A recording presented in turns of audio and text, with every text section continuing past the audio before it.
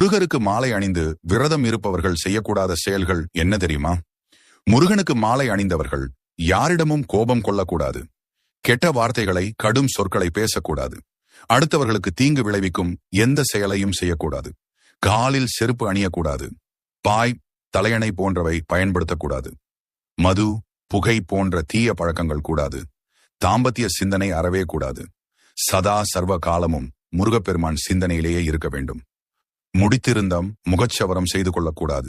விரத காலத்தில் தனக்கென்று தனி தட்டு, டம்ளர் போன்றவற்றை பயன்படுத்த வேண்டும். தினமும் சூரிய உதயத்திற்கு முன்பே விழித்து குளிக்க வேண்டும். காலை மாலை என இருவேளையும் குளிக்க வேண்டும். காலையில் உடுத்திய உடையை மாலை உடுத்தக்கூடாது. வேறு உடைதான் அணிய வேண்டும். நமது உடைகளை நாமே துவைக்க வேண்டும்.